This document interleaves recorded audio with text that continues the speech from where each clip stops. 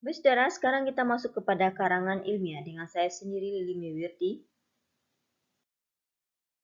Karangan secara umum ada 3 jenisnya, yaitu karangan non-ilmiah, karangan semi-ilmiah, dan karangan ilmiah.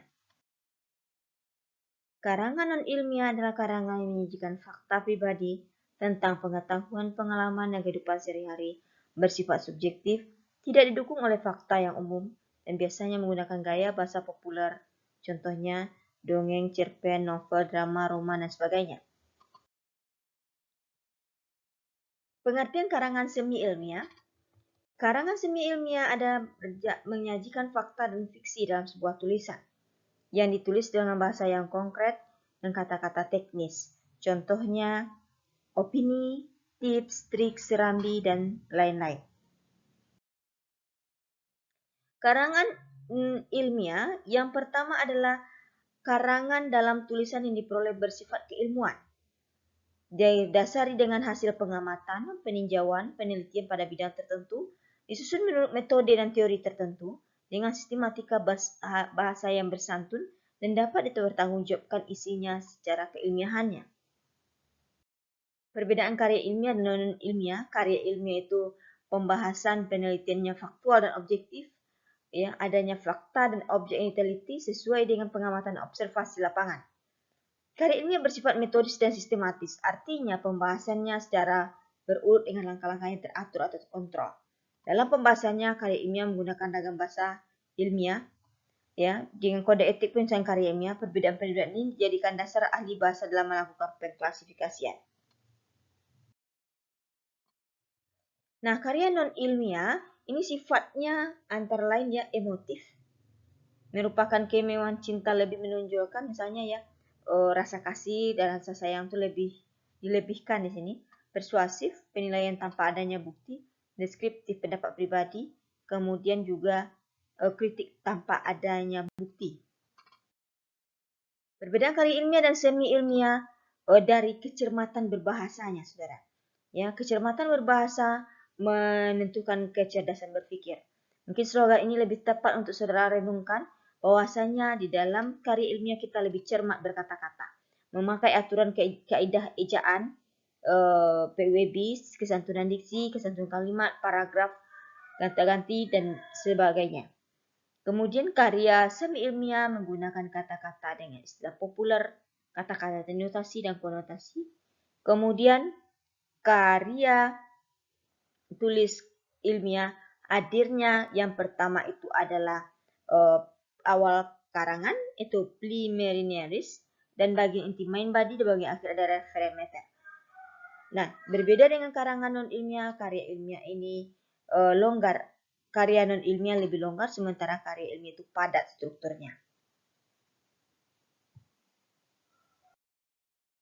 Baik, tujuan penulisan karangan ilmiah. Yang pertama, sebagai wahana melatih pengungkapan pemikiran dan hasil penelitian dalam sistematis dan metodis. Menumbuhkan etos ilmiah di kalangan mahasiswa sehingga tidak menjadi produsen ilmu, sehingga tidak menjadi konsumen ilmu pengetahuan, tapi juga mampu menghasilkan atau produsen. Karya ilmiah yang dihasilkan diharapkan menjadi wahana transformasi pengetahuan antar sekolah dan masyarakat. Untuk menulis karya ilmiah, kita harus membuktikan potensi-potensi wawasan ilmiah yang dimiliki mahasiswa dalam menghadapi masalah yang ditemukan di lapangan ketika menulis karya ilmiah. Melatih keterampilan dasar untuk melakukan penelitian.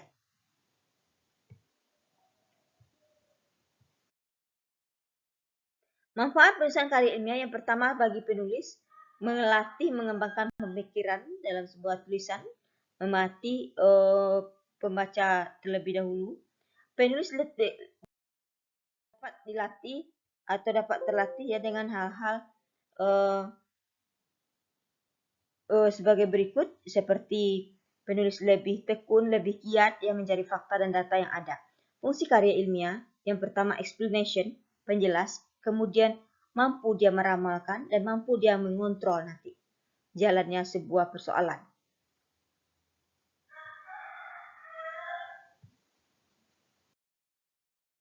Ciri-ciri karya ilmiah, karena dengan struktur sajiannya ketat, karya ilmiah terdiri dari pendahuluan, pembahasan, dan penutup, yang secara garis besar mulai dari artikel sampai disertasi atau tugas akhir. Komponen dan substansi. Komponen karya ilmiah bervariasi dengan jenisnya. Namun semuanya karya ilmiah mengandung pendahuluan, bagian inti, dan daftar pustaka yang dimuat dalam jurnal yang ada. Sikap penulis. Sikap penulis dalam karya ilmiah objektif. Disampaikan dengan menggunakan gaya bahasa impersonal, dengan banyak menggunakan pasif itu lebih dihindari ya. Penggunaan bahasa dalam karya ilmiah bahasa baku tercermin dari istilah-istilah yang dipakai dengan struktur yang baku. Ciri-ciri karangan ilmiah antara lain jelas ya, artinya semuanya dibutuhkan tidak samar-samar, logis, masuk akal. Kemudian lugas, pembicaraan langsung pada pokok, to the point ya. Kelugasan, keobjektifan, keterangan benar-benar aktual atau adanya. Kesesamaan, artinya berusaha menghindari diri dari kesalahan. Kesistematisan, semuanya dikemukakan disusun berdasarkan urutan yang memperlihatkan adanya kesinambungan ide. Ketuntasan, dari segi masalah yang dikupas harus mendalam dan lengkap. Sifat karya ilmiah yang pertama itu lugas, tidak emosi. Dalam karangan ilmiah tidak boleh membombastis. Ya, tafsiran ganda tidak boleh. Logis, karangan ilmiah, kalimatnya, alirnya dan subbab disusun secara logis atau konsisten. Urutan ini bisa meliputi pengertian, keklasifikasian dan kronologi ruang dan waktu. Kemudian efektif, maksudnya adalah baik karya ilmiah atau subbab harus menunjukkan adanya satu kebulatan pikiran dan penekanan dengan penggambaran. Kemudian efisien, maksudnya hanya menggunakan kata atau kalimat yang penting dan mudah dipahami. Ditulis dengan bahasa Indonesia yang baku. Jenis karya ilmiah yang pertama laporan penelitian atau yang ditulis oleh sebuah instansi atau badan. Saya contohkan di sini laporan ekskavasi arkeologis biaya Departemen Pendidikan dan Kebudayaan. Skripsi, tulisan ilmiah dapat digelar untuk strata 1, tesis untuk strata 2, disertasi untuk strata 3. Kemudian surat pembaca yang berisikan kritikan dan tanggapan terhadap karya ilmiah ini dibuat. Laporan kasus itu berisikan kasus yang dengan teori. Kemudian tinjauan terhadap karya ilmiah yang lama itu bisa ya. Tinjauan biologika antropologi India American Studies tahun 1900 sampai tahun 2000. Resensi. Resensi adalah tanggapan terhadap suatu karangan atau buku yang memaparkan manfaat karangan atau buku tersebut bagi pembaca. Monografa adalah karya asli menyeluruh tentang masalah. Monograf dapat berupa tesis dan disertasi. Referat adalah tujuan mengenai karangan-karangan sendiri dan karangan orang lain. Habilitasi adalah karangan-karangan yang penting yang dikerjakan sehingga sarjana Departemen Pendidikan Nasional untuk bahan kuliah. Nah, itu disebut dengan habilitasi ya. Karangan-karangan yang penting dikerjakan sarjana Departemen Pendidikan Nasional untuk bahan kuliah.